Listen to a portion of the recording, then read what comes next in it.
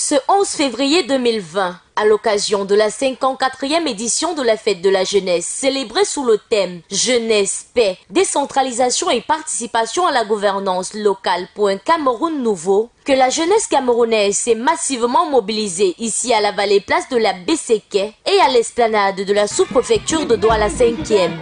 C'est ainsi qu'une multitude d'écoles d'éducation de base, d'établissements d'enseignement secondaire, écoles et centres de formation, universités et grandes écoles, associations et mouvements de la jeunesse se sont mobilisés pour offrir, en présence de tout un parterre d'invités de marque, avec à sa tête le gouverneur de la région du littoral, M. Samuel Dieudonné Iva Diboa, la grande parade du défilé. Cette grande parade, introduite par le carré spécial, a été portée par l'Institut universitaire de la Côte, vêtue de jogging et drapeau en main, symbole d'une jeunesse camerounaise intimement liée au sport et qui parvient à atteindre tous ses objectifs par le travail. L'Institut universitaire de la Côte, en présence de son président fondateur, M. Paul Guimezap, a brillé par sa participation à cette autre édition de la célébration de la jeunesse, témoignage de son engagement sans faille et de son soutien inconditionnel à la nation. Le pôle d'excellence sportif IUC, premier IPES à avoir remporté la médaille d'or football lors de la 22e édition des Jeux universitaires à Maroua, a ainsi par sa participation à cette fête de la jeunesse montré l'intérêt qu'elle porte à son pays, le Cameroun, et a remporté 3 trophées pour les activités marquant cette 54e édition de la fête de la jeunesse.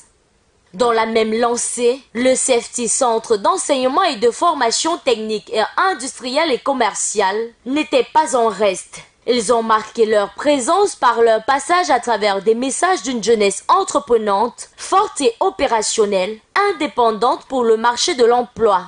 Ces messages, le reflet et la résultante d'une formation de qualité qui ont de toute évidence été primés ce jour.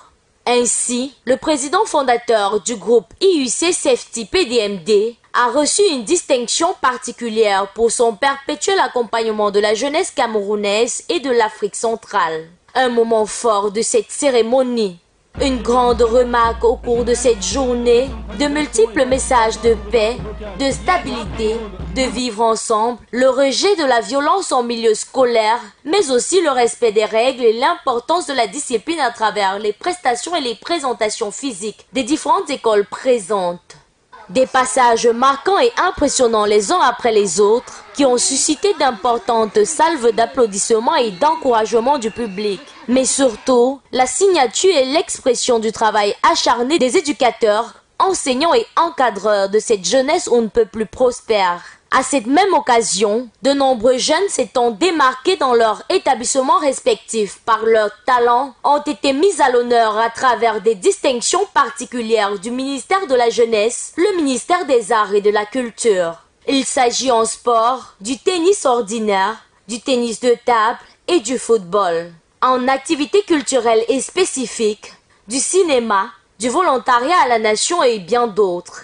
C'est donc ce dernier passage des associations sportives et le départ du gouverneur de la région du littoral dans une ambiance festive qui marque un terme à cette 54e édition de la fête de la jeunesse. Vive la jeunesse camerounaise, fer de lance de la nation. Vive l'Institut universitaire de la Côte, pôle d'excellence en Afrique. Vive le Cameroun prospère.